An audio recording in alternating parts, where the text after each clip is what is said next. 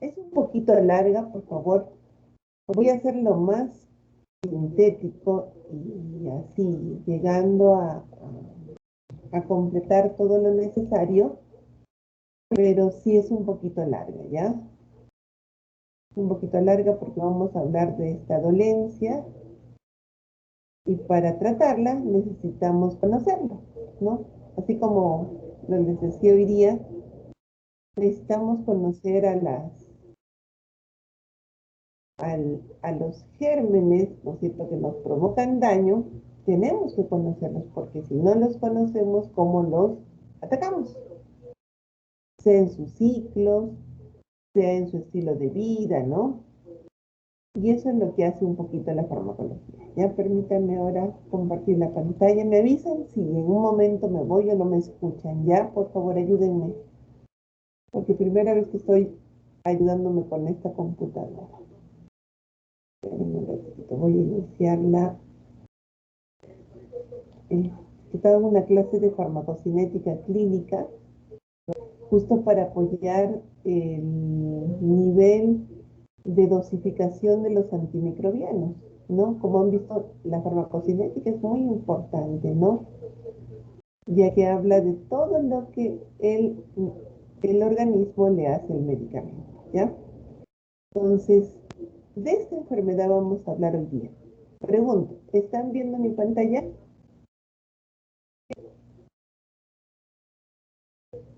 Sí, no. Está cargando. Sí, doctora, está cargando. Gracias, gracias, gracias.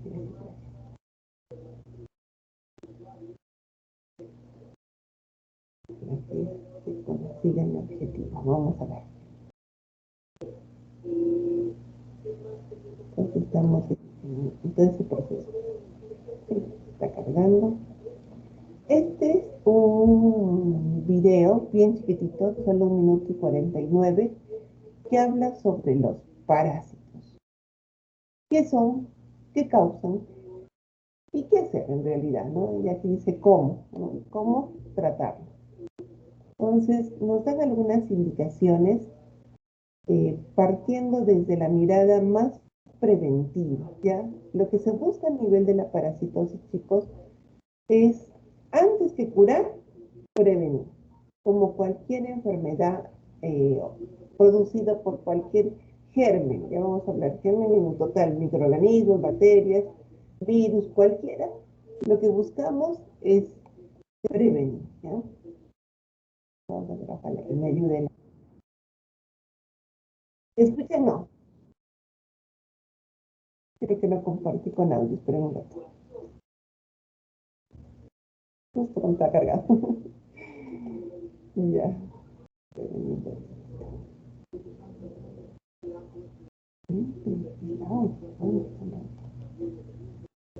Ahora sí.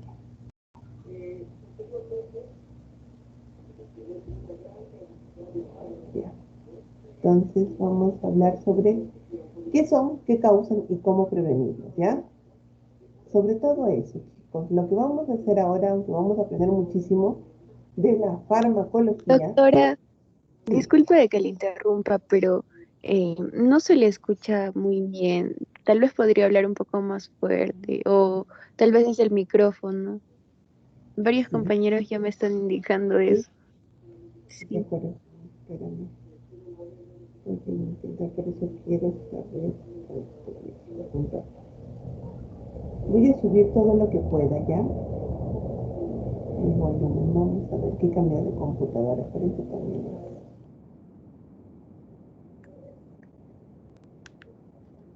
es que no escucho.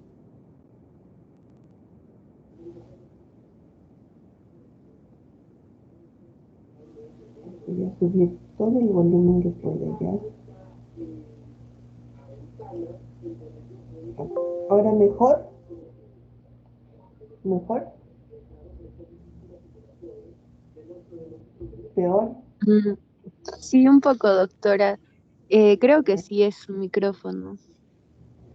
Y es el micro, si no que saben que chicos, esperen, voy a ver si puedo arreglarlo ya un poquitito. Vamos a ver. Sí, todavía. Ya.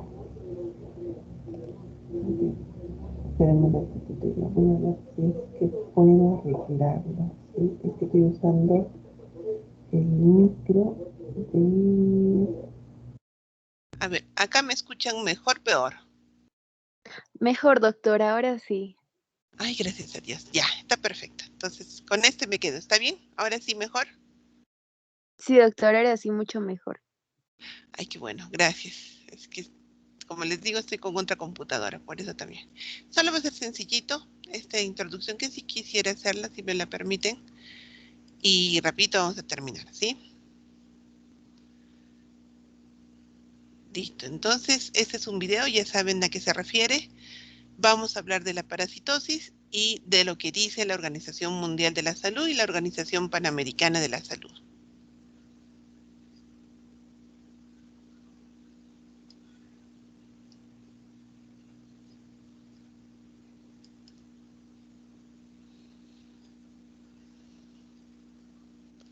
Ay, atendé.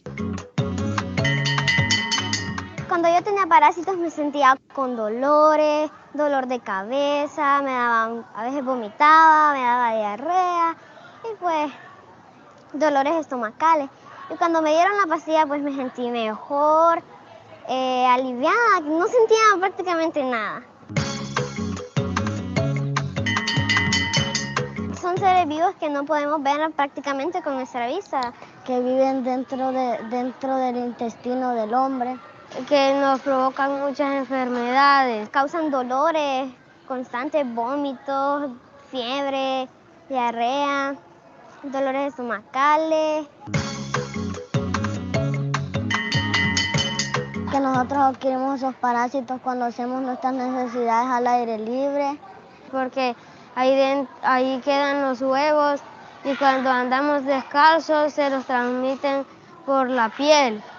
Cuando tomamos agua contaminada, por eso tenemos que hervir y colorar el agua. Desparasitarnos, lavar bien las frutas con agua y con jabón, hervir las comidas, lavar letrinas, lavándonos las manos antes y después de comer, después de venir del baño. Pues después de la pastilla me dejaron de dar los dolores, se me fueron los parásitos y pues me sentía mejor.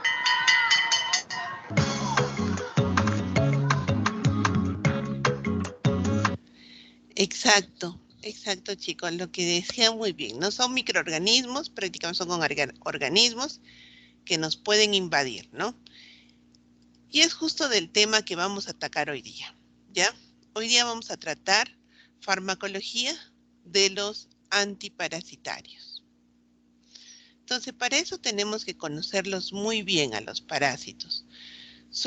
Es un grupo muy amplio, chicos. Ustedes llevan parasitología, ¿no es cierto? Y conocen muy bien el tema de antiparasitarios. Nada más que ahora yo lo voy a tratar desde el punto de vista farmacológico, ¿ya? Y en parte voy a tocar el tema, ¿sí? Para entenderlo, quiénes son, qué buscan, ¿sí? Como todo microorganismo quiere vivir, tal igual, y qué ocasiona en el ser humano cuando ingresa a nuestro cuerpo. Y además, cómo podemos tratarlo. Muy bien. Entonces, comencemos con una de estas enfermedades, que son varias, chicos. Prepárense, ¿ah? Una de ellas es la malaria, ¿sí?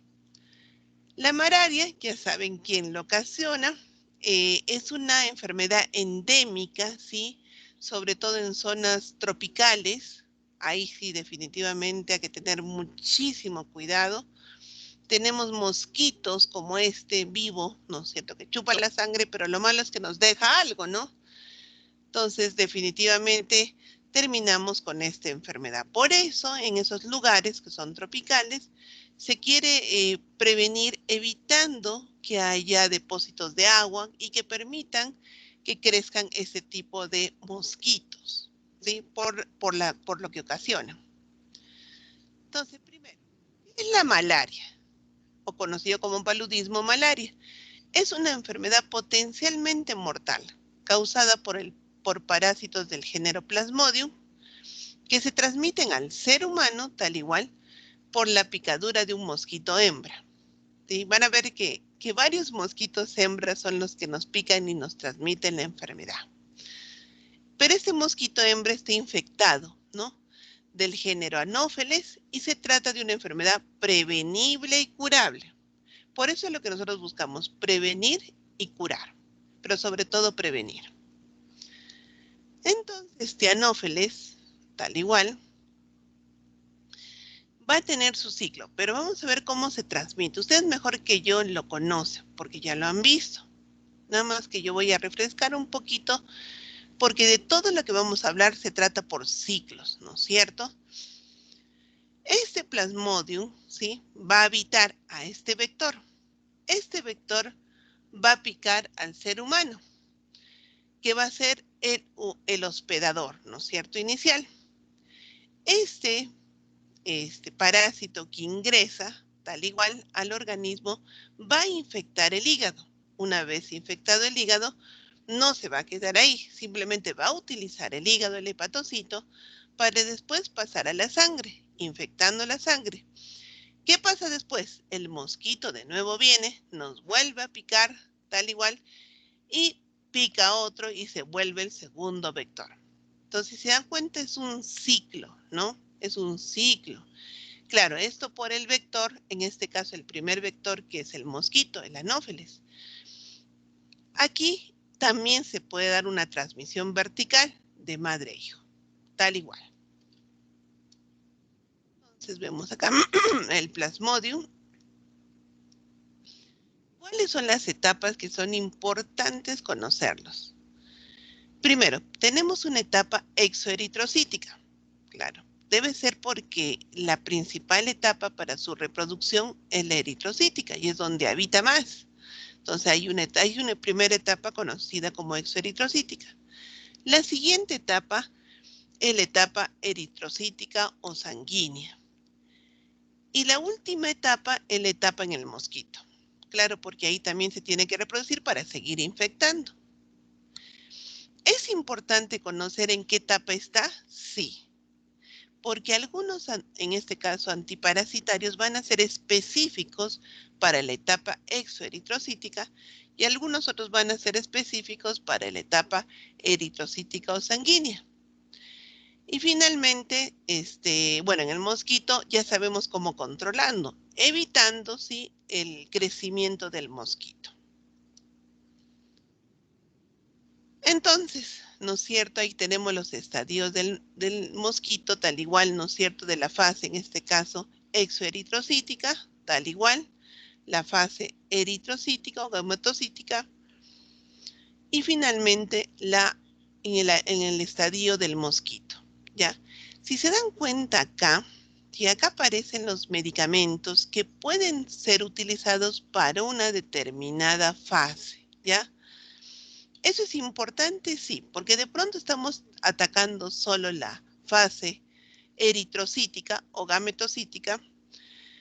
Si estamos atacando solo esta fase, ¿sí?, nos va a quedar un remanente que aún está viviendo todavía en la exoeritrocítica. Por eso el tratamiento, dependiendo de la fase en la que está el paciente, se va a decidir qué tipo de tratamiento farmacológico es el más apropiado, ¿ya?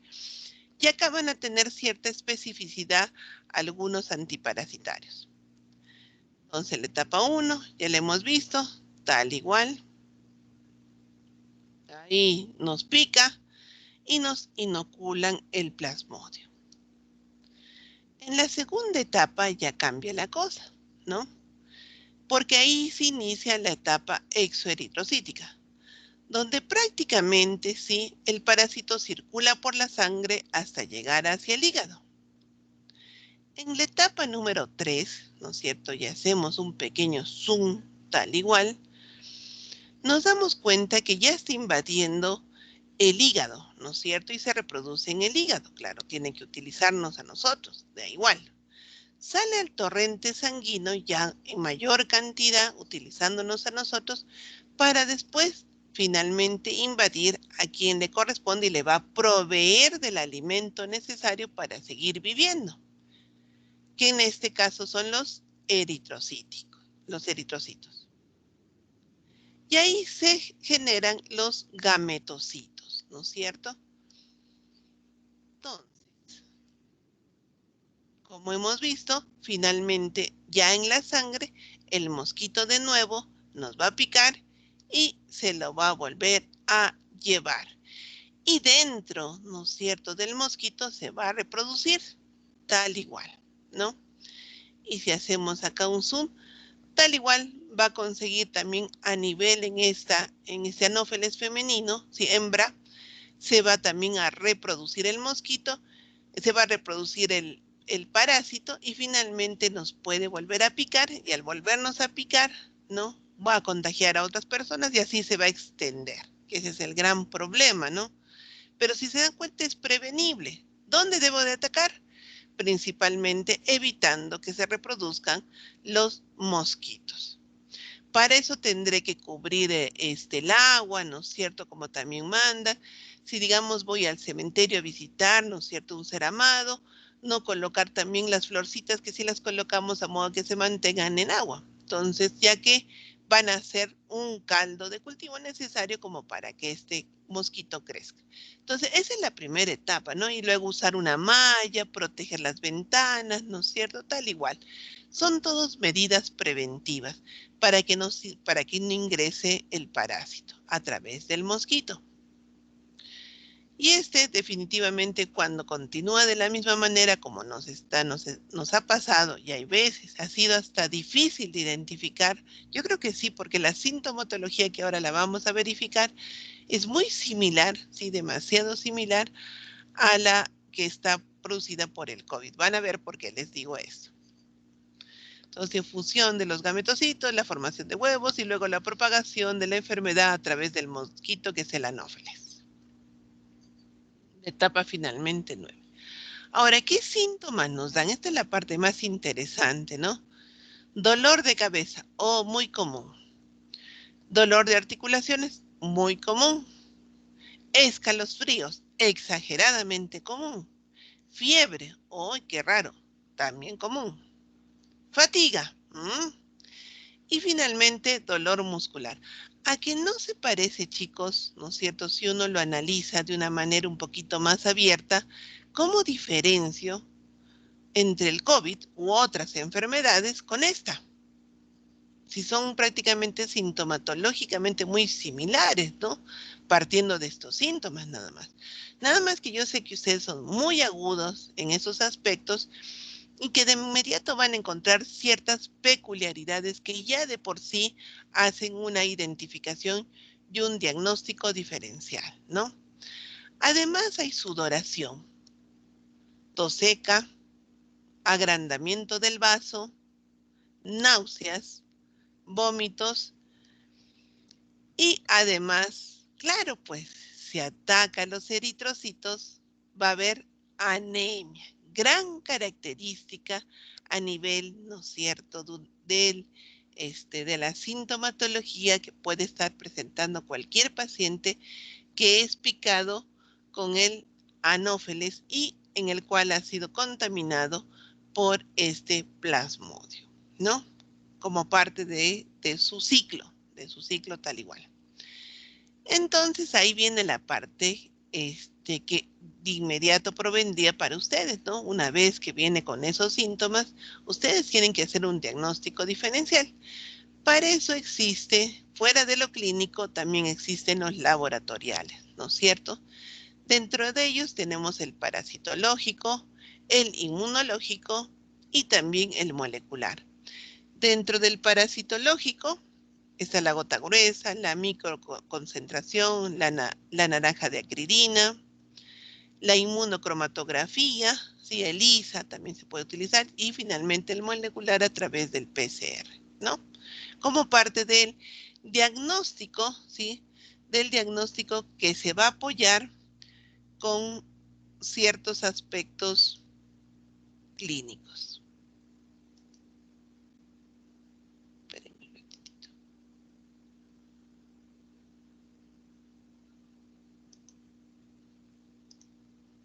Espérenme un momentito ya.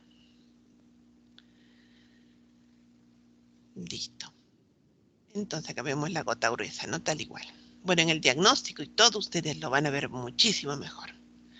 Vamos a ver ahora el tratamiento. Imagínense tremenda cantidad de productos farmacéuticos que se pueden utilizar para tratar la malaria. ¿Cómo se clasifican estos antimaláricos? Con acción esquizonticida para la profilaxis causal se ejerce sobre las formas preeritrocíticas del Plasmodium vivax o falciparum. Demorará más o menos una semana y mejor acción tiene la cloroguanidina o el proguanil. En la acción esquizonticida tisular para evitar las recaídas, tenemos las formas exoeritrocíticas secundarias del Plasmodium vivax y ahí principalmente tenemos la acción de la primaquina. Acción supresiva clínica, claro, porque ya se presentaron definitivamente la sintomatología. Se ejerce sobre las formas eritrocíticas de ambos tipos de Plasmodium, previene los síntomas y principalmente los suprime, y además acá tenemos dentro a la cloroquina, la hidroxicloroquina, la quinina, la mefloquina y la clindamicina, una lincosamina. En la acción gametocida, ¿sí?, que ya propiamente estamos hablando de la sangre infectada, lo que queremos es que se impida la transmisión de la malaria, del mosquito. Se ejerce sobre las formas eritrocíticas, principalmente ¿con quién? Con la cloroquina. Van a ver por qué es tan específica la cloroquina, ¿no? Y muchas veces la cloroquina es asociada, ¿no es cierto?, para el tratamiento farmacológico con la primaquina, ¿sí? Y la acción esporonticida se ejerce contra los quistes y esporozoitos en el mosquito infectado. Para eso se utilizará la cloroquina. Entonces son una amplia gama de antiparasitarios para tratar simplemente a la malaria en este caso. Pero no solo vamos a hablar de la malaria, vamos a hablar también de la leishmaniasis, vamos a hablar de la amebiasis y vamos a hablar también de la helmintiasis. O sea, imagínense, son varios productos farmacéuticos que vamos a comenzar a estudiarlos. Entonces, miren acá. Sí, acá tenemos al Plasmodium, diferentes blancos en donde yo puedo atracarlos, tal igual, ¿no es cierto? A nivel de la hemozoína, tenemos a los fármacos la cloroquina, la quinina, la mefloquina. A nivel del apicoplasto, tenemos a los antibióticos, la doxiciclina, la clindamicina, la citromicina. A nivel de la mitocondria, tenemos a la atovaquona. A nivel del citosol, ¿no es cierto?, tenemos algunos antimetabolitos o conocidos también como antifolatos, como la pirimetamina y la sulfadoxina, y el proguanilo y la dapsona. Entonces, diferentes flancos en los cuales se puede atacar al Plasmodium y evitar su reproducción. Entonces, dentro de los alcaloides de la quina, por eso es importante, ¿no? En el escudo tenemos el árbol de la quina. Gracias a este gran árbol maravilloso, se obtuvieron estos productos, ¿no es cierto? Dentro de ellos tenemos a la quinina principalmente y después a la quinidina. Después tenemos a los derivados quinolínicos, como la cloroquina, la mefloquina y la primaquina. Quina, tal igual. Los antifólicos tenemos a la pirimetamina y a la cloroguanidina. Como los derivados de la artemisina, tenemos la artemisina. Dentro de los antibióticos, a la doxiciclina, la clindamicina y la claritromicina. Y dentro de los quimioterápicos, a la lofantrina. Existe acá simplemente una variación, ¿no es cierto?, que ha mejorado su farmacocinética, ¿sí? Cuando existen las generaciones, o mejoramos la sensibilidad del germen, o también la otra alternativa es mejoramos la farmacocinética. Y acá tenemos el derivado que es la hidroxicloroquina, y que tiene otros usos, ¿no? Entonces, comencemos con la cloroquina, ¿no? Es un derivado del 4-aminoquinolina, bueno, eso es a nivel de la química, y sirve para prevenir o suprimir las manifestaciones clínicas del paludismo. O sea, cuando ya se presenta todo, definitivamente es un muy buen fármaco. ¿Qué acciones farmacológicas tenemos? Son efectivas contra los parásitos asexuales de la fase eritrocítica, trofozoitos, esquizontes y merozoitos. Además, actúa solo sobre los gametocitos del Plasmodium vivax, pero no sobre los Plasmodium falciparum. En estas formas asexuales, los trofozoitos, esquizontes y merozoitos actúa sobre ambos, pero el falciparum hay un porcentaje alto, sobre todo de resistencia a la cloroquina. Poseen una discreta acción esporonticida, eliminando el desarrollo del parásito, ¿no es cierto?, en el mosquito infectado. ¿Se acuerdan? Al final también se utiliza la cloroquina. Y la cloroquina también tiene otros usos para la entamoeba histolítica y para la Giardia lamblia. Nada más que para estos dos existen otros que son muchísimo más específicos, ¿no? Entonces, la gran pregunta es, ¿cuál es el mecanismo de acción, ¿no? ¿Qué hace la cloroquina, ¿no? La cloroquina propiamente, mire, provoca la lesión. En la lesión mediada por el EM se va a acumular. ¿Por qué? Porque este EM o hemo, ¿no es cierto?, en el parásito es transformado de hemo a hemozoína. Esta sustancia es completamente no tóxica para el parásito, por eso es que puede vivir tranquilamente dentro del eritrocito y reproducirse. Nada más que al encontrar esa alternativa, ustedes dicen farmacológicamente, ¿qué tengo que hacer? Inhibir a la hemopolimerasa. Y al inhibir a la hemopolimerasa, lo que estoy es incrementando la concentración del grupo hemo, que es completamente tóxica. ¿Para quién? Para el parásito. Además, se sabe que existen otros mecanismos de acción alternos, ¿no es cierto? Como en la alcalinización de la vacuola digestivo y la disminución de la síntesis de ADN. Pero con solo un solo mecanismo de acción, ya estamos matándolo al parásito. La gran ventaja de la cloroquina es que se concentra en las vacuolas ácidas de los parásitos sanguíneos. Y ustedes saben, chicos, que la sangre tiene su pH ácido, ¿no? Es característico. Farmacocinética. Su administración es oral y parenteral, aunque tenemos en mayor proporción oral acá en el Perú. La distribución es lenta, se acumula excesivamente en tejidos, tiene un metabolismo hepático a metabolitos activos, o sea, hay un profármaco que se incrementa el tiempo de vida media. La excreción renal es lenta. ¿Cómo la incrementamos? Incrementando la acidificación de la orina. Y en el caso de una insuficiencia renal, requerimos hacer un ajuste de dosis.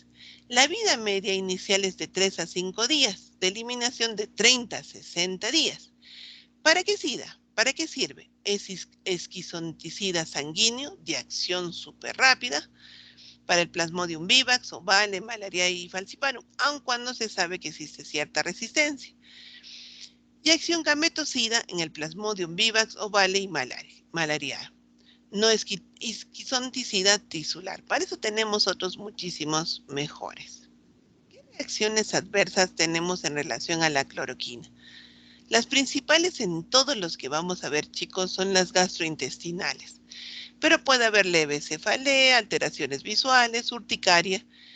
Y cuando se administra por vía endovenosa rápida, puede provocar hipotensión o supresión de la función miocárdica, que ese es un gran problema, ocasionando muchas veces anomalías en el electrocardiograma, paro cardíaco, confusión, convulsiones y coma. A largo plazo puede provocar ototoxicidad y retinopatía irreversible, que es el gran riesgo, miopatía, neuropatía periférica, cardiopatía y además trastornos neuropsiquiátricos. ¿Qué otros usos tiene? Y acá viene la importancia. Es utilizado para la artritis reumatoidea y se va a dar por meses hasta años. Lo bueno es que ahora existen otros productos alternos que son anticuerpos monoclonales que han demostrado mayor eficacia para este tipo de problemas. Entonces hemos visto algunas reacciones adversas tales iguales, ¿no es cierto? Y una de las que también se va incrementando es la ototoxicidad, ¿sí? Que con la dosis, a mayores dosis, mayor ototoxicidad. Y también a nivel ocular pueden aparecer esas manchas corneales, ¿no es cierto?, capaces de provocar visión borrosa, ¿no es cierto?, y alteración sobre todo en la retina. ¿Qué indicaciones tenemos? Para un paciente con paludismo, ¿no es cierto?, tal igual, la dosis total son 10 tabletas. ¿Y cómo es la administración? En el primer día 4 tabletas, en el segundo día 3, y en el tercer día 2, y en el último día 1. Si es que hablamos de un plasmodium sensible, pero si hay resistente, ahí se complica la situación. Tratamiento para manifestaciones clínicas, ¿no es cierto?, para la prevención de las mismas en el plasmodium vivax, y en casos en los cuales existiría todavía sensibilidad al falciparum. También se conoce que sirve para el tratamiento de la artritis reumatoidea y del lupus eritematoso. ¿Qué precauciones se tendrían que tener con relación a la cloroquina? No administrar en pacientes con deficiencia de glucosa 6-fosfato deshidrogenasa, porque van a ocasionar dentro de los hematíes mayor hemólisis. Y cualquier droga que sea oxidante puede dar lugar también a hemólisis. O sea, hay que tener cuidado en relación a las interacciones farmacológicas. ¿Qué otro tenemos? La quinina, del árbol de la quina, tal igual. El mecanismo de acción, chicos, va a ser el mismo mecanismo de acción, la acumulación del grupo EN, la alcalinización de la vacuola y también la disminución de la síntesis del ADN, tal igual. Nada más que acá cambia un poquito su absorción, que es el 80%, su tiempo de vida media es 11 horas, el metabolismo es ampliamente en el hígado, como en el otro caso también, tiene una excreción urinaria, tiene buena distribución y además atraviesa la placenta, por lo cual no se podría utilizar. ¿Qué es? Esquizonticida sanguíneo con acción rápida y gametocida, además. ¿Qué reacciones adversas encontramos con la quinina? A dosis terapéuticas, el cinchonismo o quininismo, hipoglicemia e hipotensión. Y en relación al cinchonismo, que es forma leve, es una forma leve de tinnitus, incapacidad de percibir sonidos de tono alto, perturbaciones visuales, cefalea, disforia, náuseas, vómitos e hipotensión postural. Lo bueno de ambos medicamentos es que desaparecen una vez terminado el tratamiento. O sea, no son irreversibles, no son daños irreversibles, sino son reversibles en algunas ocasiones. Pero, por ejemplo, la ototoxicidad y el problema retinal también, o sea, en el caso de la cloroquina. Contraindicaciones. No tomar con antiácidos que contengan magnesio o aluminio porque van a retenerlos, no van a permitir su absorción. Hay hipoglicemia, provocan hemólisis y hay enfermedades cardiovasculares. En ellos no se deberían de tomar considerando lo que ocasiona. Otro tenemos a la mefloquina, si se dan cuenta es lo mismo. Vamos a la quina, tal igual. Van a tener el mismo mecanismo de acción. Lo único que va a variar acá es su farmacocinética. Muchas veces hasta el tiempo de vida media, como en este caso, se va a incrementar hasta por 20 días, con un pico de 17 horas, imagínense. Tiene amplia distribución en este caso de la mefloquina, todos se metabolizan por vía hepática y la excreción, ¿no es cierto?, es lenta por las heces y un poquito por la orina.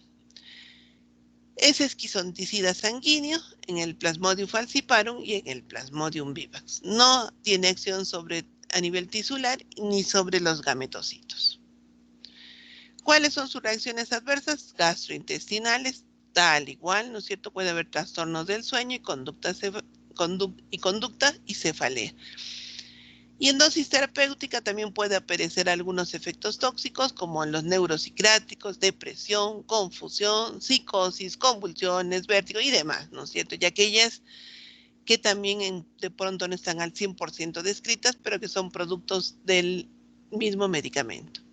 El otro que ya va cambiando, ¿sí? Porque hemos visto la mefloquina, la quinina y la cloroquina, incluida la hidroxicloroquina. En este caso tenemos a la pirimetamina. Entonces, ¿y la pirimetamina es otro antimalárico? Claro que sí. Muy bien. Nada más, chicos, que acá hay algo bien interesante. se les llama a estos productos como antimetabolitos. Así al igual que ustedes han visto en el sulfametoxazol más el trimetropin, que es un antimetabolito, ¿no es cierto?, que evita la formación del ácido fólico final, que es muy importante para la formación de las bases que van a integrar el ADN y que es para su reproducción son básicas. En este caso también, ¿no? La pirimetamina como la cloroguanidina, guanida, inhiben a la dihidrofolato reductasa. Con eso no se forma el ácido tetrahidrofólico, ¿sí? Entonces, con eso tendrían cierta acción, ¿no? Claro. Nada más que van a ver al final, hay otro producto en el cual también se le asocia como para potenciar ese efecto antimalárico. Entonces tiene una administración oral, lo bueno es que es bien tolerado, tiene una unión a proteínas del 87%, su metabolismo al igual que las otras es hepático, por eso hay que tener cuidado a nivel hepático. La vida media es del 96 horas, imagínense, tiene un buen tiempo de vida media, y la excreción es renal. ¿Cuál es el uso principal en este caso de la pirimetamina? Es profilaxis. ¿Qué reacciones adversas tenemos? El principal, ¿saben cuál es? Son los trastornos hematológicos. Pero debido al agotamiento del ácido fólico, puede ocurrir que puede precipitarse a granulocitosis, causar fiebre, trombocitopenia, anemia megaloblástica, glositis, y definitivamente la gran ventaja es que estas condiciones pueden revertirse y si no, se le administra una sustancia de rescate como es la leucovorina o folinato de calcio. Otro tenemos esta sulfadoxina. Si se han fijado acá, que después lo vamos a ver, si se han fijado acá hay dos puntos, ¿no es cierto? Que nosotros sabemos el sulfametoxazol más el trimetropin lo hace. En este caso también, si yo tengo alguna sustancia que es muy similar al PABA, entonces definitivamente la voy a engañar a la enzima y con eso voy a bloquear la síntesis del ácido fólico. Entonces, y si yo lo hago en dos flancos, definitivamente la acción antimalárica se incrementa. Y eso hace definitivamente el sulfadoxino, la sulfadoxina. Por eso es que se le asocia, si ven este medicamento, que lo vemos un poco grande, espero que ustedes lo vean, está la sulfadoxina y la pirimetamina, las dos, así como el sulfametoxazol más el trimetropin. Con eso incrementamos su acción farmacológica, ¿no? En este caso que es antimalárica.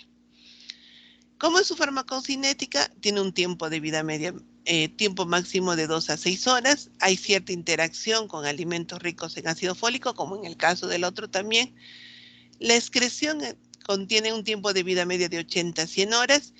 Y la distribución tiene una unión, al igual que en el otro caso, también tiene una buena alta unión a proteínas plasmáticas, ¿no? ¿Qué es importante con la farmacocinética, chicos? Nosotros sabemos que la forma libre es la activa, ¿sí? Y eso es muy importante. Y la forma unida a proteínas plasmáticas no.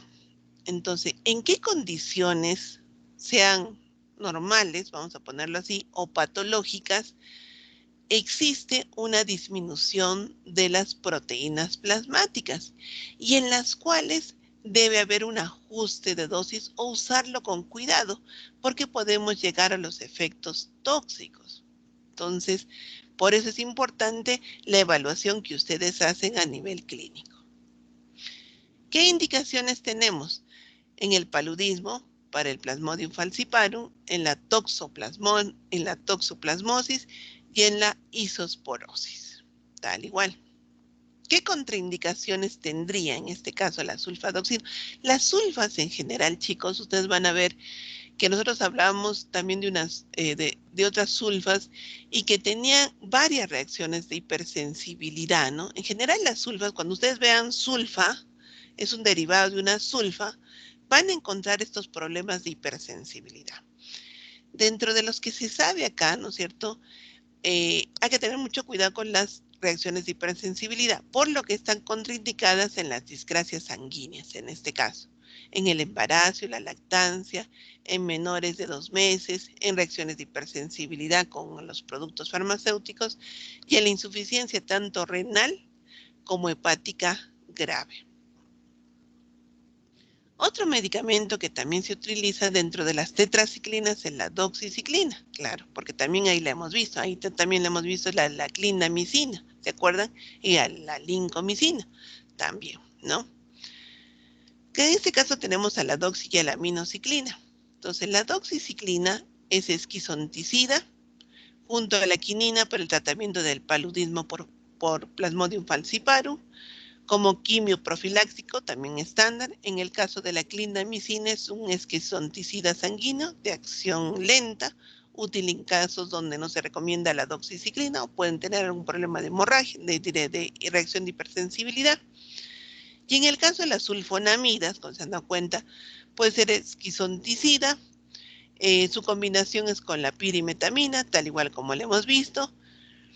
Y hay veces es preferible no usarlo en el caso de que sean para quimioprofilaxis por los efectos tóxicos. Muy bien. Pero también tenemos otros, ¿no es cierto? Si se dan cuenta, no solo son antimetabolitos, no solo porque incrementan el acúmulo del grupo hemo, sino acá tenemos algunas reacciones redox bien interesantes, chicos. O sea, la parte energética, tanto en nosotros como en este caso en los parásitos, es muy importante. Entonces, el otro blanco que tendríamos también nosotros es justo la parte energética, la formación de ATP o GTP. Entonces, tenemos la atovacuona, cuyo mecanismo de acción, miren, súper parece complejo, pero es como una reacción redox, que alguna vez ustedes se acordarán de la química, que alguien las va a oxirreducción, ¿no es cierto? Tal igual. ¿Qué hace? Inhibe selectivamente el transporte de electrones de la mitocondria, considerando que es la parte energética, ¿no? Y eso inhibe la síntesis de las pirimidinas. Entonces, todo este proceso eléctrico, yo llamaría, y de intercambio electrónico es muy importante para el parásito. Entonces, como es tan importante para el parásito, yo puedo bloquearlo, ¿no? Y es lo que hace la atovacuona. ¿Cómo es su farmacocinética? Tiene una disponibilidad de 23 a 47 horas, sí, por vía oral, de 23 a 47%. Tiene una unión a proteínas mayor al 99%, o sea que tener cuidado con las personas que están desnutridas. Tiene un metabolismo no detectado, tiene una vida media de 2 a 3 días más o menos, y tiene una excreción principal por las heces en un 90%. Otro medicamento que sí es muy importante, que es la primaquina, y ustedes ya me entenderán por qué. ¿Por qué es importante? Si hablamos de unas de las etapas, ¿no es cierto?, tanto exoeritrocítica como la eritrocítica, hasta ahora hemos tratado más la eritrocítico y el tema de la profilaxis. Pero, ¿y qué hacemos con la exoeritrocítica? Bueno, acá van a ver esta etapa de la exoeritrocítica, ¿ya? Con la primaquina, no la clorina, primaquina. La primaquina posee acción parasiticida sobre los plasmodios. Actúa en las formas exoeritrocíticas. Evita sobre todo, saben que chicos, las recaídas. Porque si yo no mato, ¿no es cierto?, al parásito en su otra etapa, igualito lo tengo. Igualito sigue reproduciéndose. Y muy pronto va a medir de nuevo el eritrocito y no hice nada, ¿no es cierto? Entonces lo que queremos es evitar las recaídas. Con dosis pequeñas destruye a los gametocitos del Plasmodium vivax y del Plasmodium falciparum. Y esta droga no actúa sobre las formas asexuales de la fase eritrocítica. No, carece de ese efecto, ¿sí? Pero tiene el efecto exoeritrocítico de que es muy beneficioso para retirar y evitar los ataques clínicos del paludismo. Entonces, definitivamente, si buscamos un tratamiento farmacológico, más considerando que existe la fase exo y eritrocítica, podríamos asociarlos tranquilamente los dos medicamentos, que en este caso es la primaquina. ¿Cuál es el mecanismo de acción? Igual, genera o produce radicales libres, que son altamente tóxicos para el parásito. También se sabe que inhibe la síntesis del ARN y del ADN y interfiere, gracias a la generación de radicales libres, interfiere en la cadena de transporte electrónico, en las mitocondrias del plasmodium y la síntesis también de la pirimidina, como es el caso de la tobacuana. ¿Cómo es su farmacocinética? La ventaja es que todos son administrados por vía oral, toditos, exceptuando solo la cloroquina, que es por vía endovenosa. Niveles a las 3 horas, tiempo de vida media de 6 horas, el metabolito es rápido, forma un metabolito activo, por lo cual se incrementa su tiempo de vida media. Es esquizonticidad tisular en formas hepáticas tanto primarias y secundarias y tiene una acción gametocida en las 4 especies. Entonces es una gran ventaja de la primaquina, para que no se olviden de la primaquina. ¿Qué reacciones adversas? Aun cuando es bien tolerado, tiene molestias digestivas, todos son gastrointestinales, cefalea, mareos, y a dosis muy elevadas, puede ocasionar anemia ligera, metamoglobinemia y ligera leucocitosis. En pacientes, obviamente, con deficiencia de glucosa 6-fosfato deshidrogenasa, puede producir hemólisis con hemoglobinuria y además ictericia. Entonces, de preferencia, estaría contraindicado en estas personas. ¿Qué más tenemos? ¿Tenemos más, doctores? Sí, tenemos muchísimo. Realmente tienen ustedes todo un arsenal, van a ver. Y eso que estamos solo en la primera, en la primera patología, ¿no? En la primera parasitosis. Otros son los derivados de la artemisina, ¿no? Acá tenemos el artesunato, se llama. Algunos le llaman el arteméter. ¿Cuál es el mecanismo de acción? Provoca la ruptura de los puentes de peróxido con liberación de radicales libres. La artemisina interactúa con el grupo hemo del parásito y el hierro del hemo actúa como catalizador. Entonces, los radicales libres se van a unir a la membrana y producen radicales alquilo, que finalmente terminan por destruir al parásito. Lo mata, tal igual. ¿Cómo es su farmacocinética? Es oral, su administración es oral, intramuscular, endovenosa y rectal, como han visto en una presentación. La unión a proteínas es variable, el metabolismo es hepático, arteméter y artesunato se convierte en dihidroartemisina para después ser eliminado. La excreción es renal a través de los sus metabolitos y su vida media es más o menos de 45 minutos. ¿Qué es? Esquizonticidad sanguíneo de acción rápida y también tiene acción gametocida, pero no tiene, y en la acción gametocida diré, no tiene acción tisular. Ahí estoy mal. No tiene acción tisular, pero sí tiene una acción esquizonticida, ¿ya? Tiene una acción esquizonticida. ¿Qué reacciones adversas tiene? Náuseas, vómitos que son gastrointestinales, puede haber neutropenia, anemia, muy similar a lo que ya hemos estado viendo con todos los otros antimaláricos. Contraindicaciones siempre van a haber hipersensibilidad al medicamento con cualquiera de los que hemos tratado. Pacientes con malaria complicada, hay que tener mucho cuidado porque puede morir, ¿no es cierto?, las personas que sufren de malaria y la hemos visto acá en el Perú. Antecedentes de arritmia asintomática y además alteraciones electrolíticas. Un último casi de los antimaláricos tenemos el lumefantrine.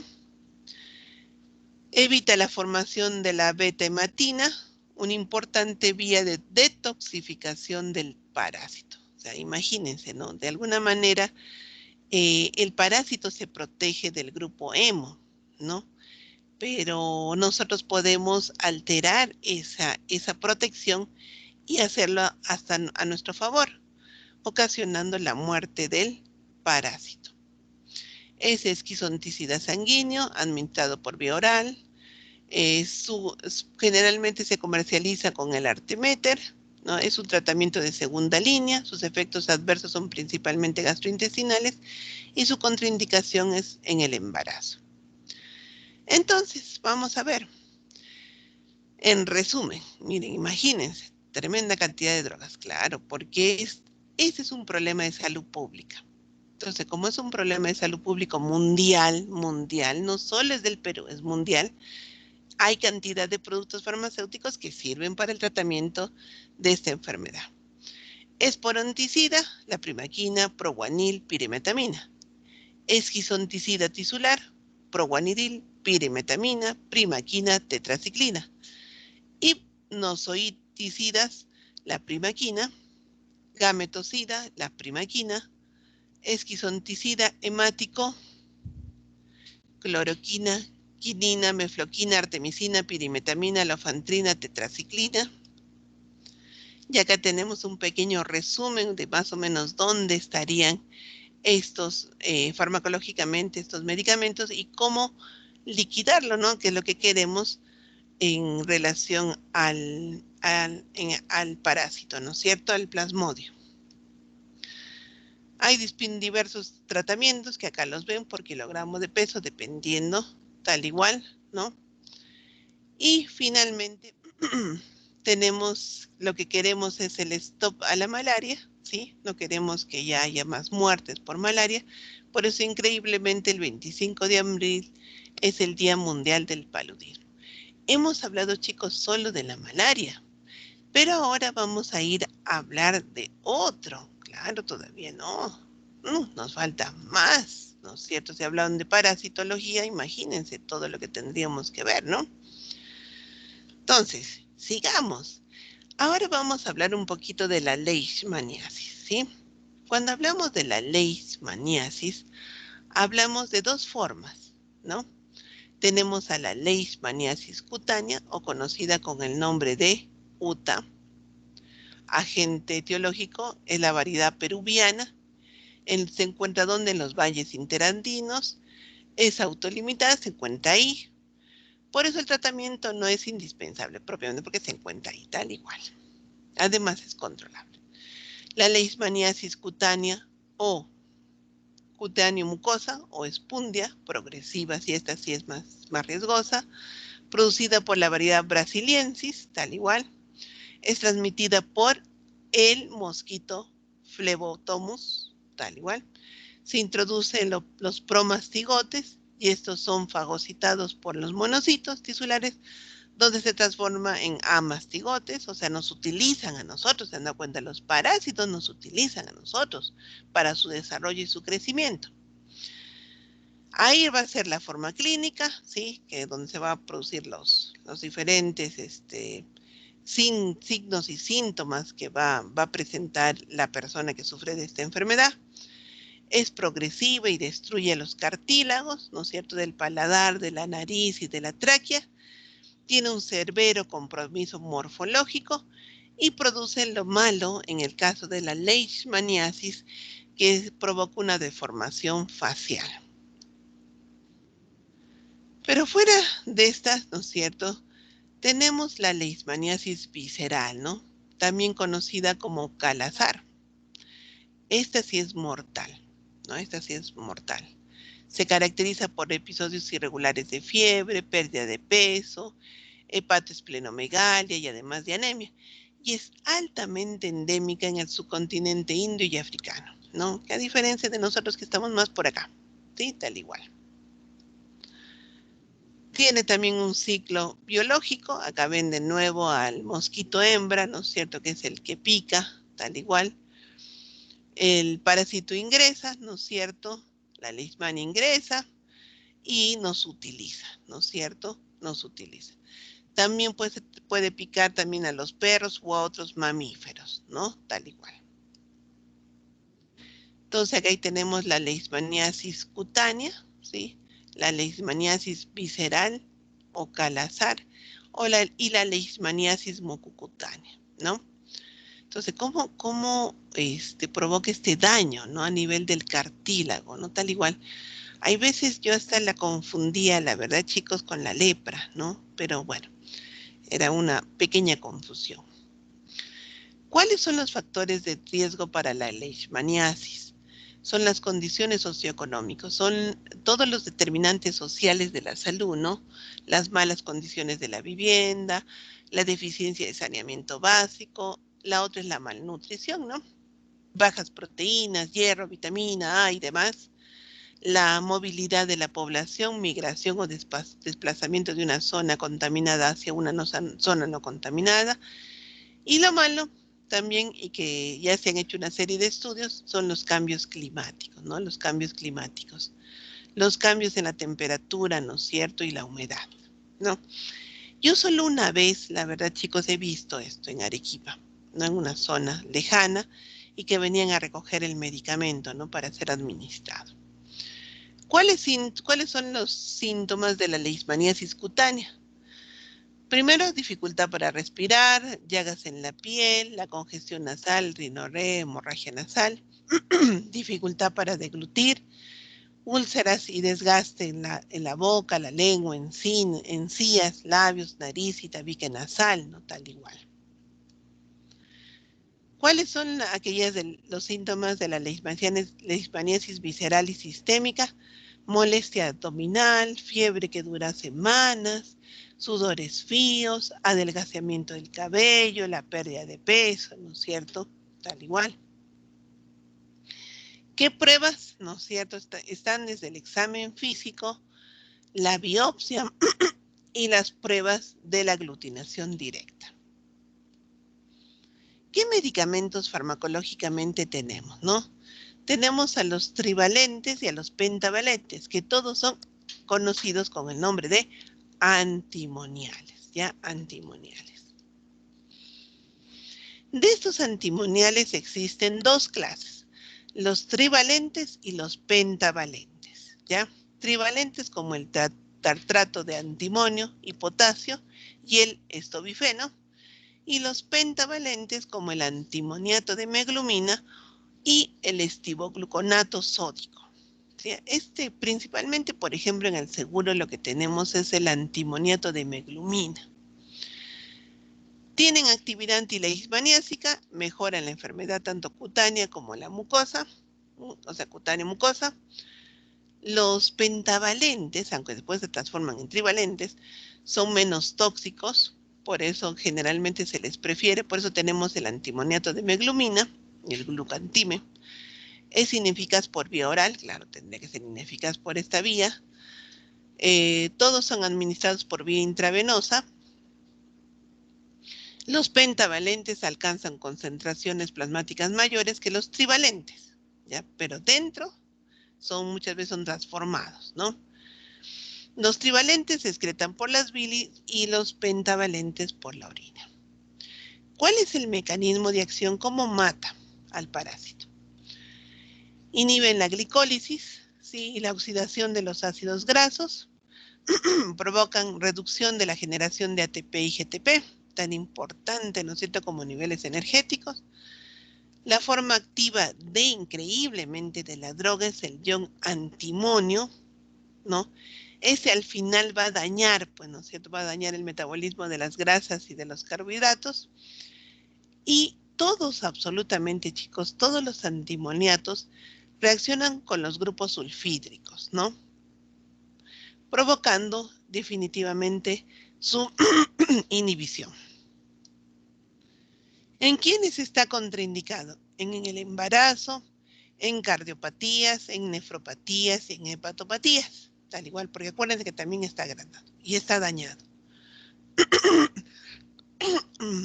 Se elimina lentamente, por lo que puede acumularse en el organismo, ¿sí? Y eso puede ocasionar dos tipos de intoxicaciones, tanto aguda como subaguda. En intoxicación aguda puede presentarse desde vómitos, diarrea y deshidratación. Y en la intoxicación subaguda, en los trivalentes puede haber vómitos, diarrea, tos, artralgias, mialgias.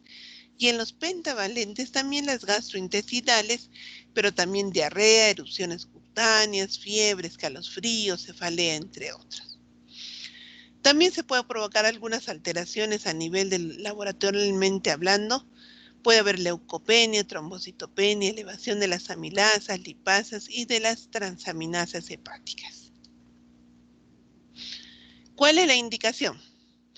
En la leishmaniasis cutánea andina o UTA, en la leishmaniasis mucocutánea o espundia y también en la leishmaniasis visceral, ¿no? Siempre hablamos de la UTA, casi es sí, la UTA en especial, ¿no? Listo. Entonces ya hablamos de la malaria, de la leishmaniasis. Ahora vamos a hablar de aquella que yo sí creo que ustedes y que todos deberíamos estar muy conscientes, ¿no?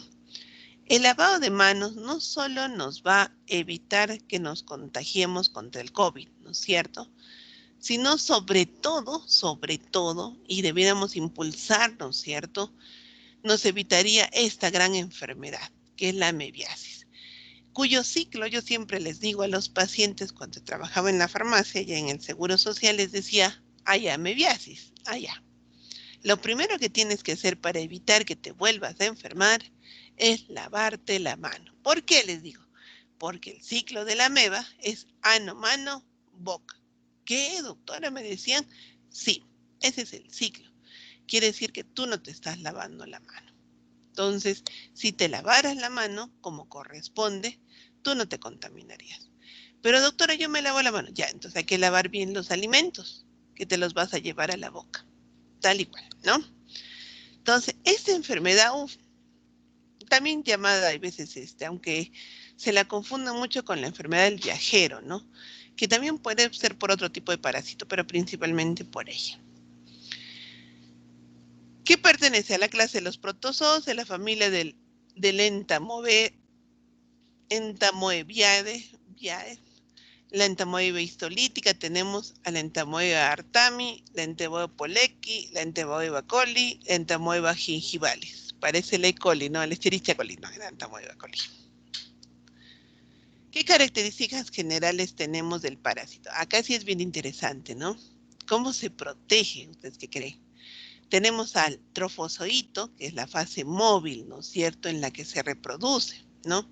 Y en la cual ocasiona grandes daños a nivel del hospedador, ¿sí? Es un malcriadito.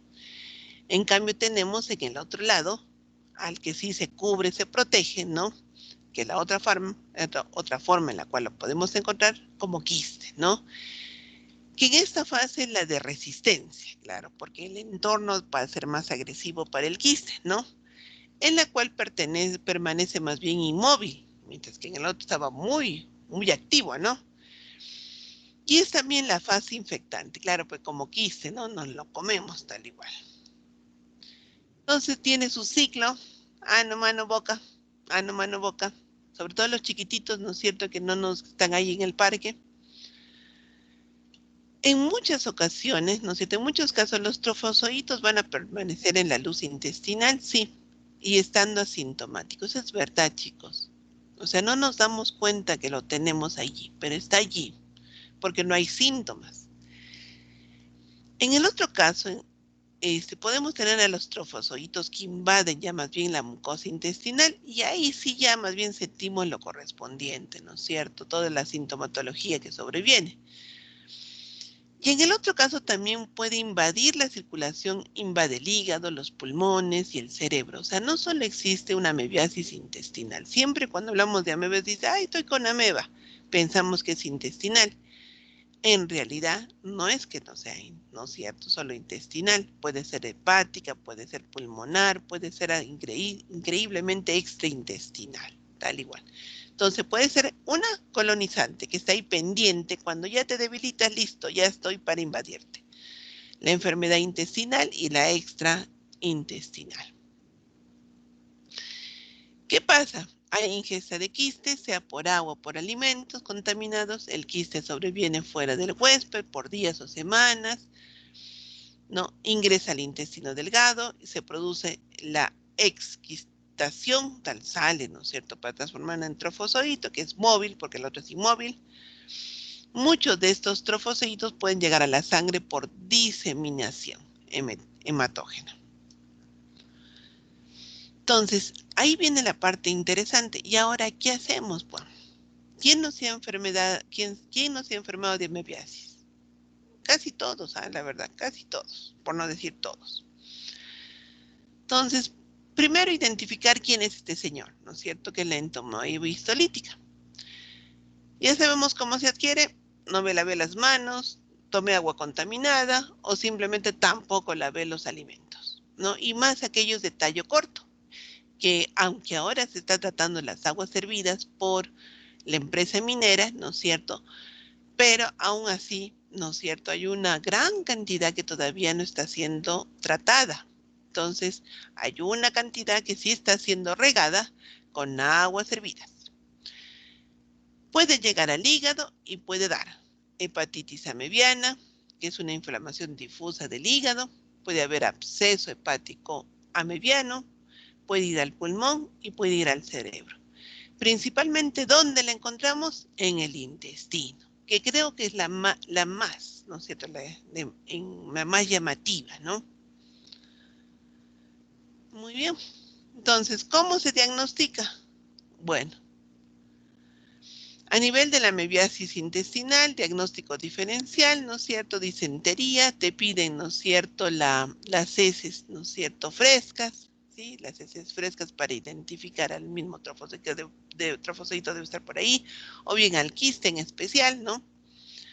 Debe haber datos exploratorios necesarios, ¿no? Para buscar dónde se ha metido, y algunas muestras y cultivos útiles, pero con poco, ¿no? En realidad, con un buen examen de ese es suficiente y mala sintomatología es más que suficiente.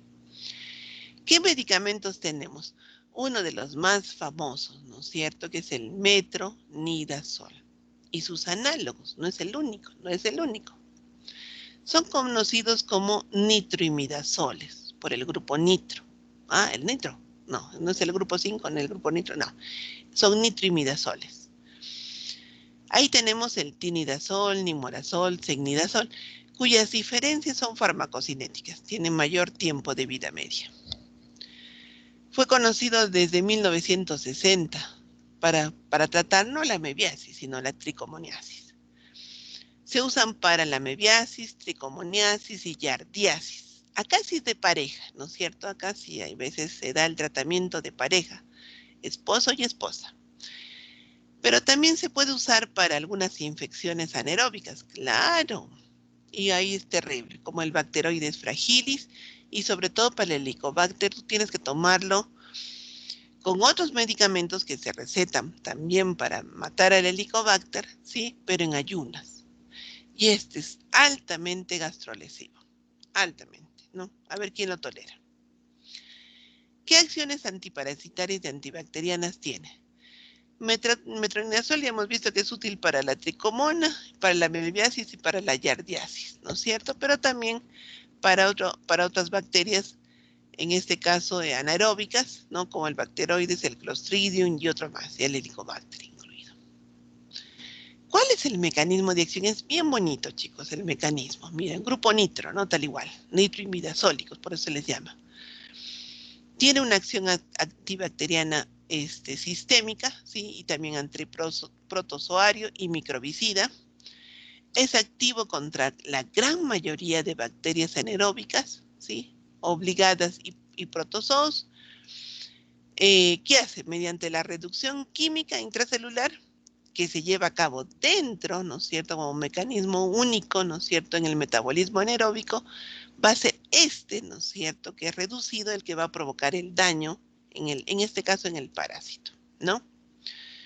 Una vez, miren chicos, que el metronidazol se ha difundido al interior del microorganismo y de la célula, este grupo nitro, no el grupo nitro, cuando se acuerdan nitro, allá nitroimidazólicos, grupo 5, ¿no? Grupo nitro. Acepta electrones. Miren, ¿se han dado cuenta? Óxido de reducción, redox, todo eso, igual. Acepta electrones de proteínas de electrones con potenciales redox negativos suficientemente pequeños como la ferrodoxina o su equivalente tanto en los protozoos y bacterias. Y esto es lo que ocasiona la muerte del parásito.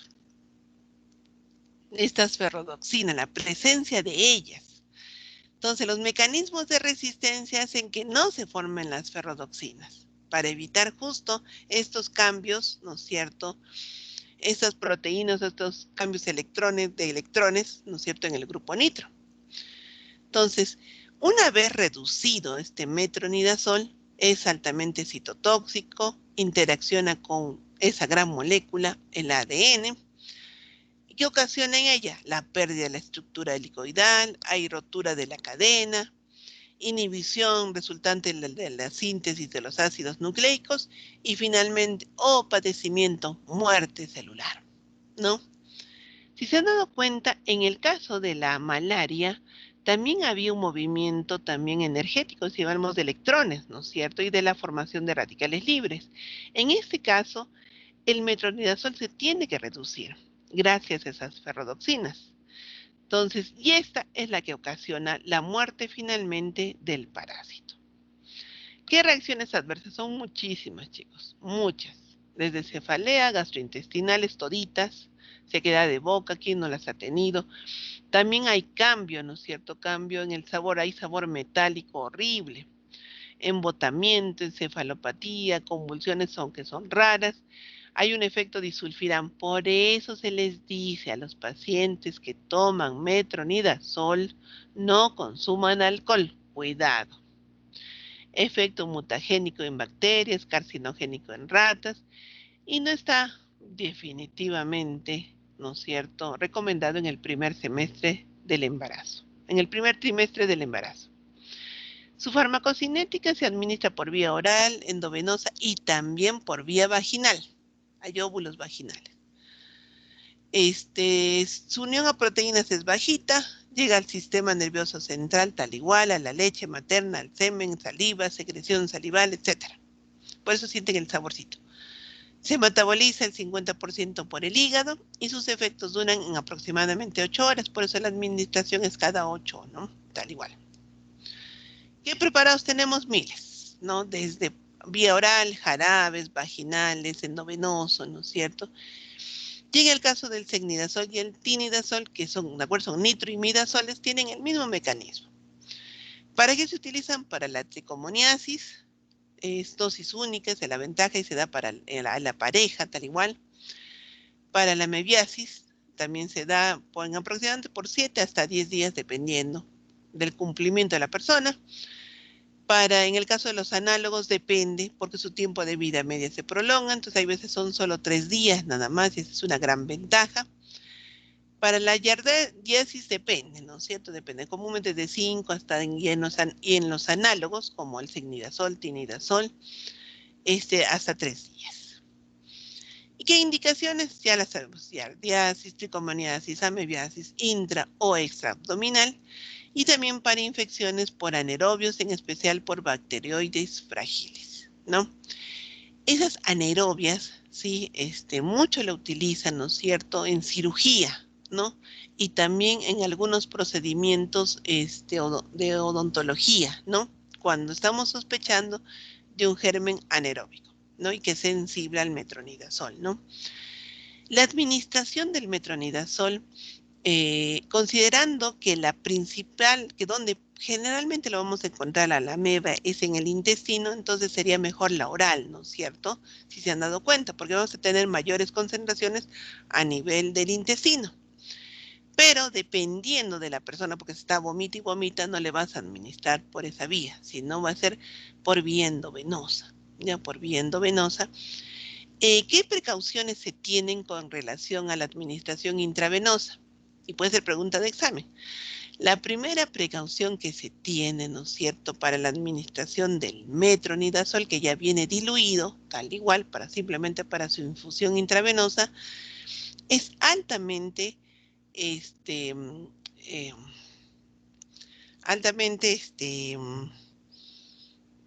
sensible a la luz, ¿ya? Sensible a la luz. Entonces, por eso la administración, cuando se administra el metronidazol, tiene que taparse, ¿no es cierto?, el frasco, porque es sensible a la luz, se altera, tal igual. Muy bien, acá vemos a la Yardia, la entamueva, huyendo, ¿no?, del metro rail, tal igual. Pobrecitos, ¿no? Acá están huyendo, se dan cuenta, la Yardia, Tamoeva, la Tricomona, ya, fuera, ¿no es cierto? Porque acá está el tren del Metro Rail. Finalmente, chicos, el último tema, el mintiasis. ¿También están ahí o ya se fueron? Creo que ya se me dejaron solitas. Me dejaron solitas. Fío, me han dejado solitas. De vez se han ido a ver el partido. Sí Seguimos, estamos, doctora. doctora. Ay, Estamos aquí, No, Doc, doctora. estamos aquí. ay. Ya, chicos, ya estaba triste. Va a ganar el Perú, no se preocupen. Muy bien, vamos a ver el último tema. Ven, miren, hemos viajado por la malaria, ¿sí? Y los antimaláricos. Hemos viajado por la leishmaniasis y los antileishmaniásicos. ¿Cómo cuál? A ver, ¿quién me dice? ¿Quién me dice? Ya, anota el nombre. Un antileishmaniásico.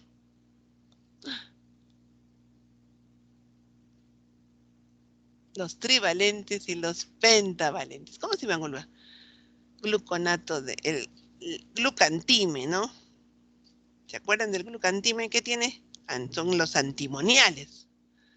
¿No se acuerdan? Ya no se acuerdan ya, ¿veis? Y además hablamos, ¿no es cierto? Los antimoniales no son para eso. A ver, la leishmaniasis, a ver, vamos a ver, chicos. ¿Nos estaremos acordando bien o ya no? Creo que ya ni siquiera nos acordamos, ¿no? Vamos a hacer retro. Hemos tratado tantos temas, chicos. Son hartos, ¿no? Este laudano, la UTA son los antimoniales. ¿Ve? Nadie me ha corregido. Muy bien. Entonces, nunca se van a olvidar de esto, ¿ya, chicos? La leishmaniasis. Sí, la leishmaniasis. Siempre la confundo con la lepra y la seguiré confundiendo.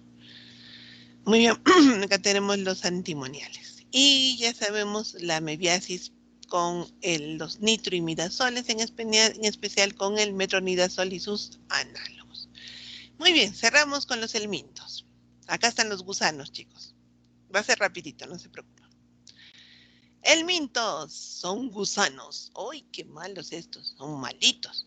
Son gusanos que se encuentran en el intestino, en el hígado, en el músculo, en el cerebro, en los pulmones. Ay, sí, la verdad que sí he visto. Sí he visto casos. Producen huevos que son expulsados en las heces. Por eso es que la toma de muestras, sí, la toma de muestras de algunos gusanos es en la mañanita, ¿no es cierto?, donde salen. Y ahí se los detecta con una prueba especial, ¿no?, que ustedes la han hecho seguro. Helmintiasis. Son enfermedades parasitarias en las que una parte del cuerpo está infestada de gusanos, como son las lombrices intestinales solitarias y gusanos redondos. ¿Cuáles son los métodos de diagnóstico? Examen coproparasitario, tal igual 3 veces por semana.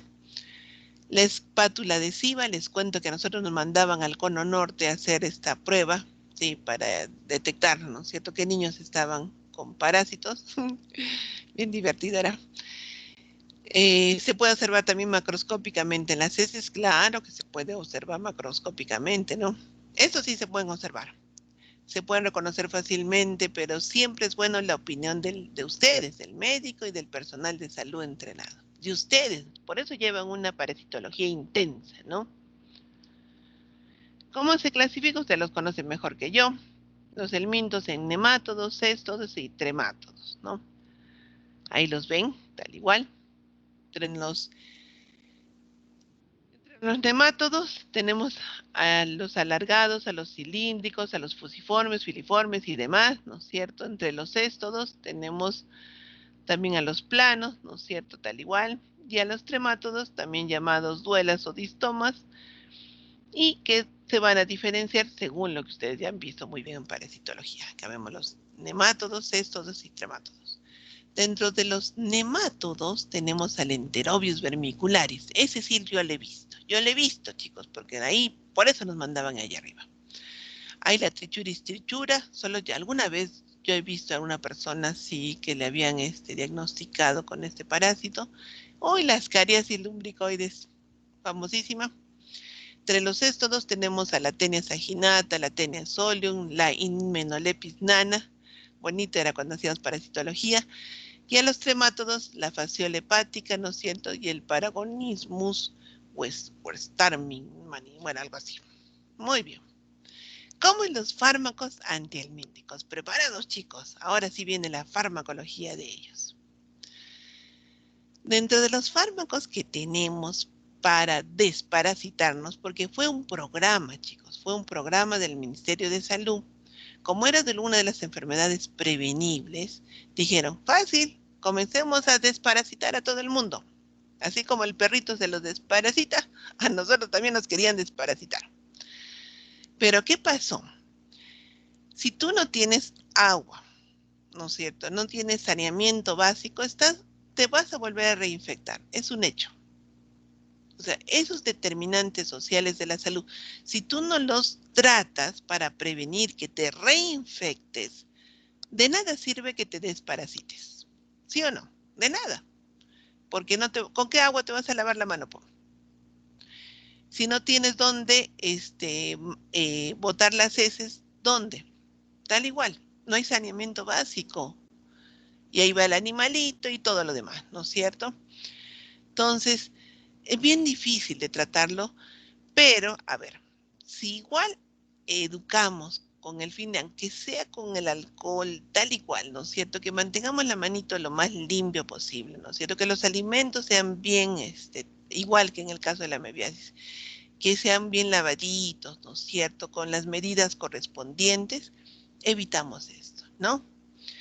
¿Qué fármacos actúan contra los nematodos? Tenemos al albendazol y al mebendazol. Acá los tienen, ¿sí?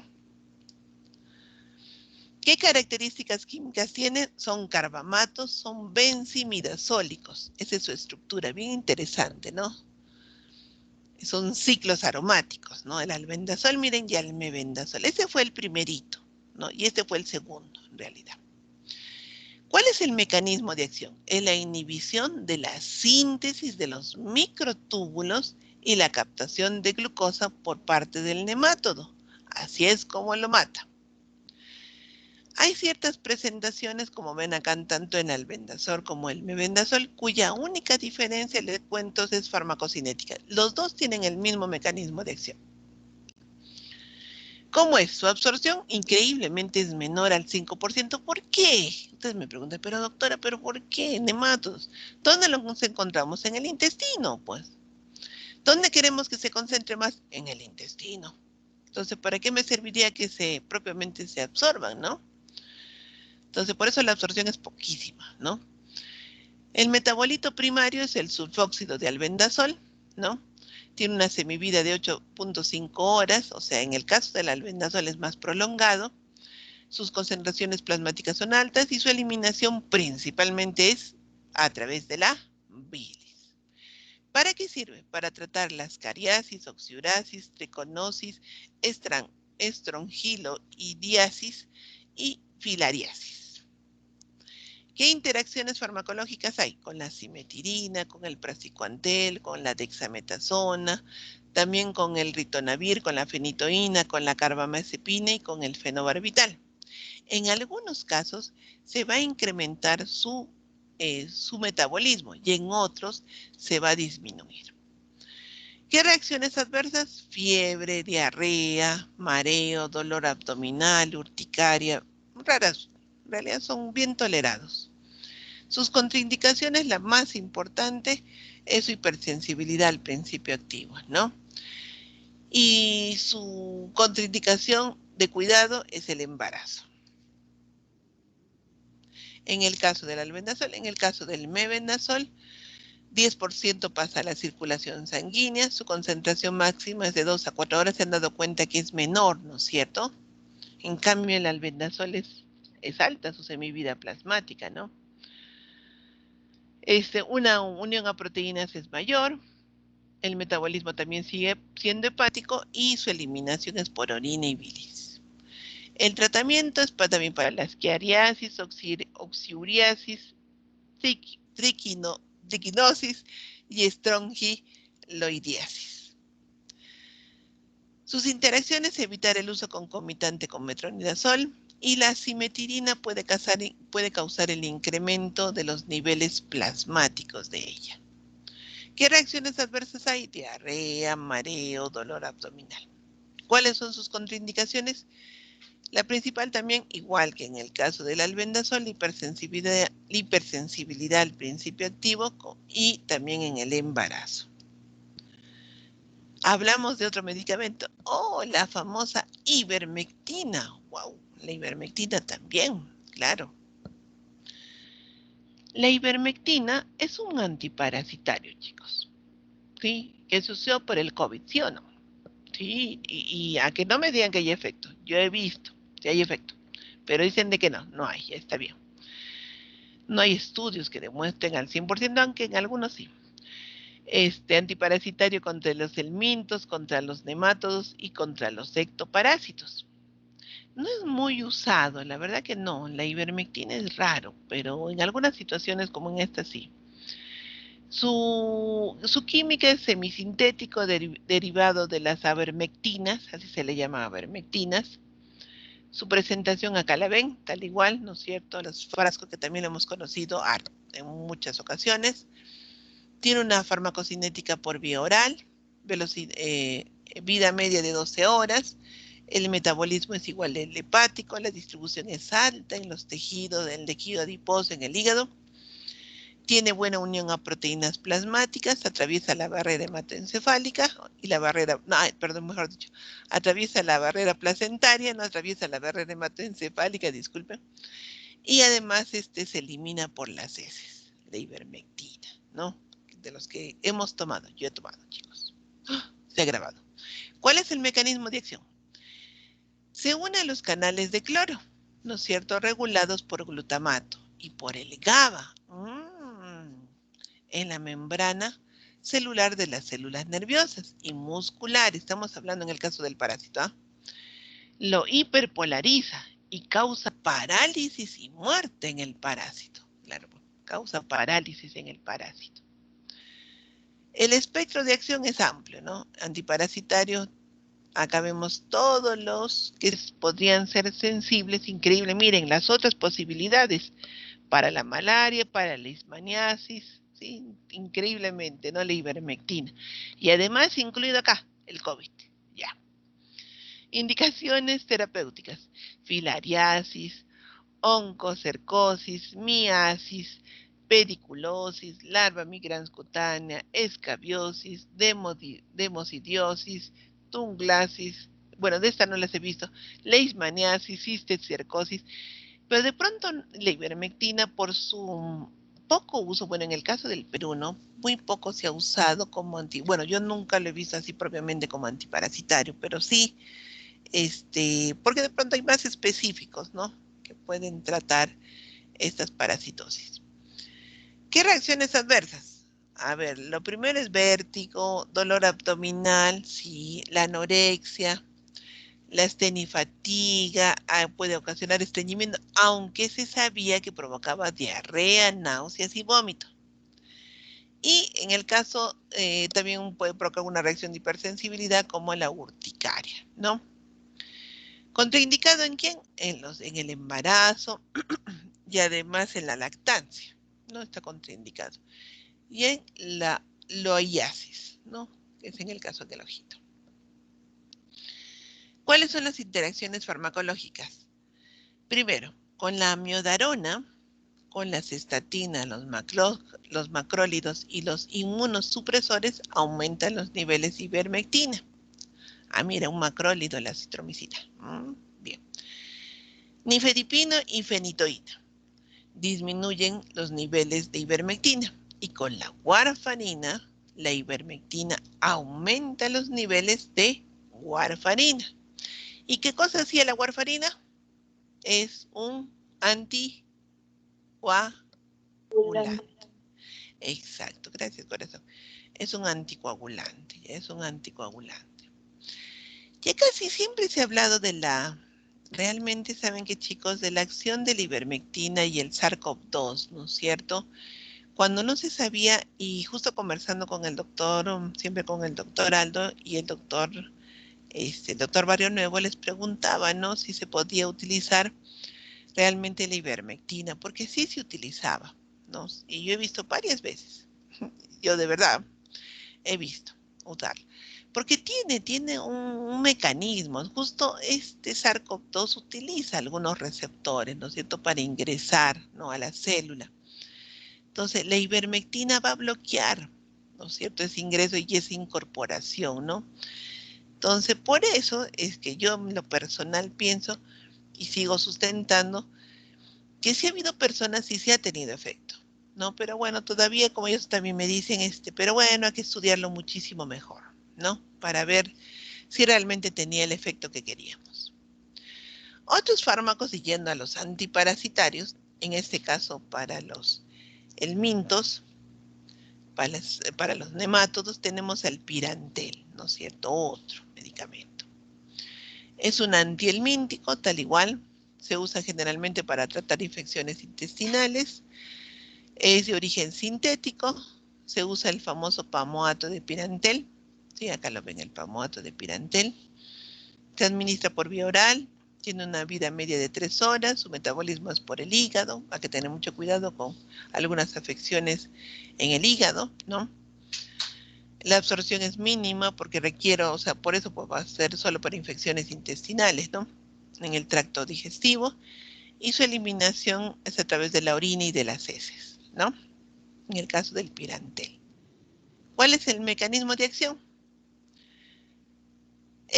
A diferencia de los otros, está relacionado a canales de sodio y potasio, operados por receptores de la acetilcolina. ¿Se acuerdan de la acetilcolina? Claro, yo sé que se acuerdan. ¿Qué provocan estos? Miren, bien interesante. Inhibición de la acetilcolinesterasa. Cuando hay ese exceso, ¿no es cierto? Estamos hablando del parásito, ¿no es cierto? De acetilcolina, lo que al final va a provocar, como nosotros sabemos que hay algunos bloqueantes neuromusculares, ¿no es cierto? De la misma manera, ¿no?, incrementando esa concentración de acetilcolina por el excesivo, ¿no es cierto?, sobreestimulación del receptor, provoca parálisis espástica. Entonces, eliminándolo de esa manera al helminto, ¿no? Tienen una acción antihelmíntica de amplio espectro, ¿sí?, en los nemátodos, tremátodos y céstodos. Y las indicaciones principales, acuérdense que son intestinales, está la oxiurasis, ascaridiasis, uncinariasis y tricostrongiliasis. Esos nombres no tan bonitos. ¿Cuáles son los efectos adversos del pirantel? La somnolencia, los mareos, el cólico abdominal, la anorexia, la cefalea, la diarrea, las náuseas, vómitos, las erupciones cutáneas, tal igual. Todas las reacciones de hipersensibilidad, toditas los van a tener siempre, ¿no? Contraindicaciones principales en el embarazo y también en la insuficiencia hepática. Claro, porque también por ahí se metaboliza, ¿no? Y las interacciones con la piperacina, que finalmente provoca un efecto antagonista. Otro medicamento, ya no se preocupe, estamos terminando. Tenemos al praziquantel, que es el cistisib.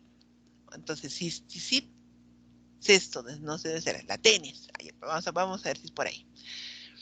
Derivados de la pirazonoisoquinolina, de ese nombre, ¿no?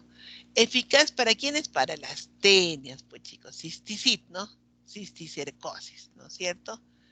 Producido en especial por la tenia solium. La dosis, ¿qué hace?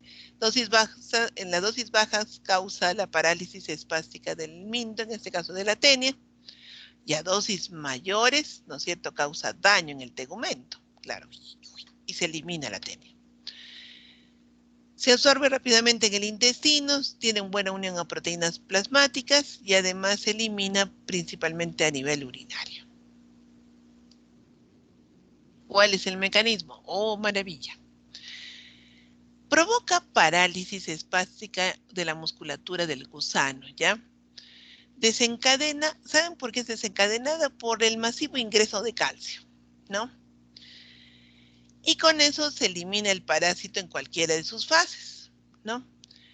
Pero también existen los efectos parasticidas, ¿no es cierto? Una acción rápida, una contracción muscular como tipo tetánica, y en los tejidos una vacuolización del tegumento, ¿no? Y al final es eliminado el parásito, en este caso la tenia.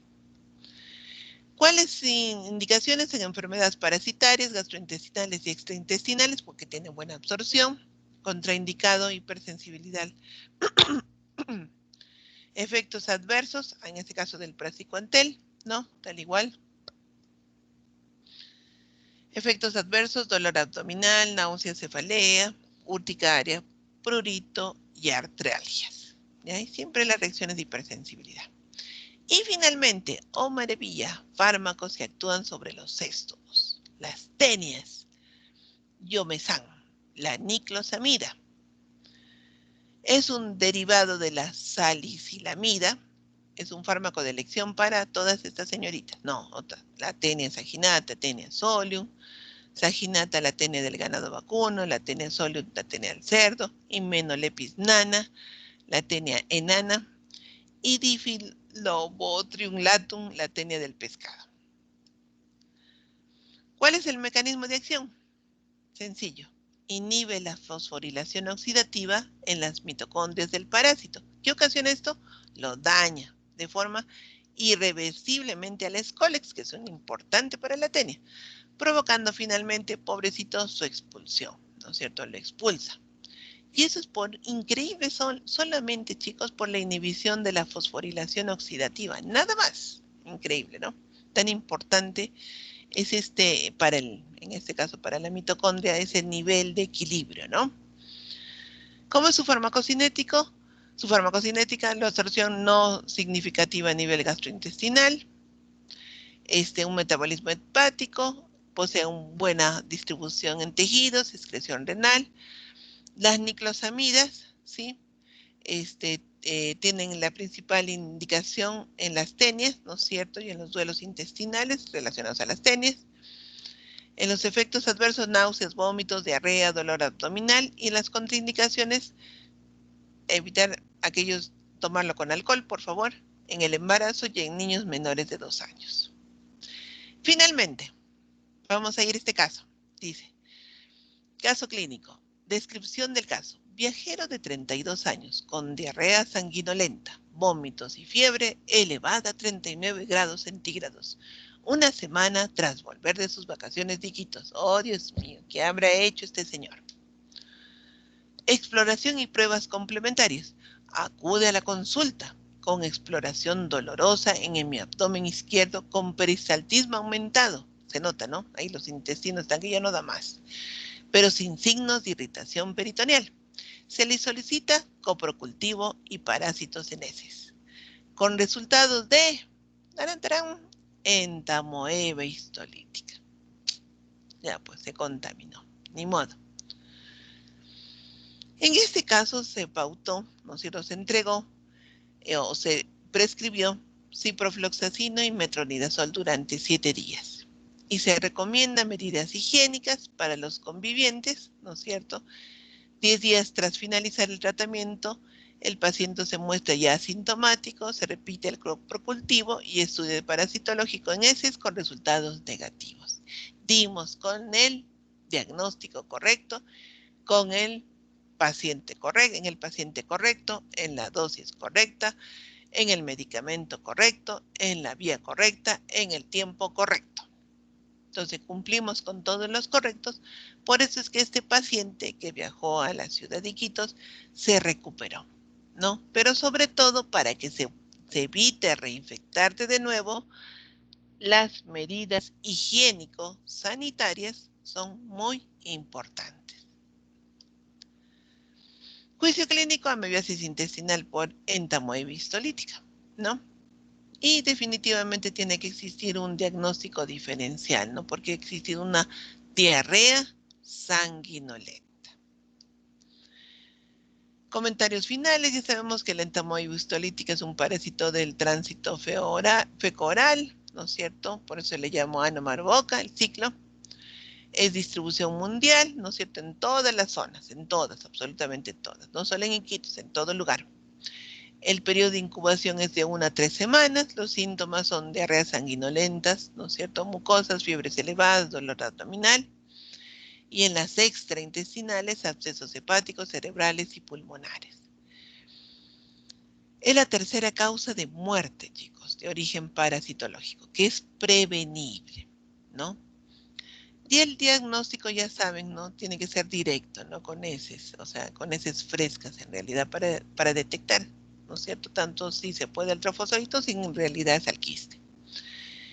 Y el tratamiento debe de cumplirlo, aunque no le guste al paciente y sea tan desagradable, ¿no? Porque es de verdad que es desagradable, chicos, pero es importante porque es la única manera de asegurar la muerte de este parásito, ¿no? Y de pronto con otro medicamento que asegure, ¿no es cierto?, que cualquier recaída que ocasione que regrese el paciente. Muy bien, chicos, entonces lo que nosotros todos les decimos, a estudiar, finalmente. Listo, chicos. Terminé más o menos con las 8:45. Perdonen, chicos, me pasé de la hora. Pero es un tema muy largo, si se han dado cuenta, ¿no es cierto? Es un tema súper largo, pero he intentado hacerlo mejor, ¿ya, chicos?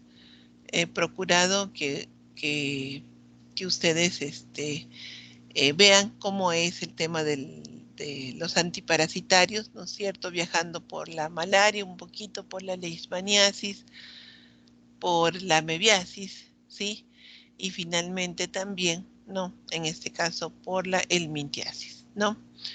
Yo siempre les dejaba también a mis chicos hace años atrás, que también averigüen sobre el Chagas, ¿no? Nosotros somos una zona endémica de Chagas, pero ya, ustedes me dirán, pero doctora, no es un parásito, ya. Vamos a verlo. Y lo otro es el dengue. Y finalmente los mandaba con la rabia, ¿no? Considerando que todas estas son prevenibles, ¿no?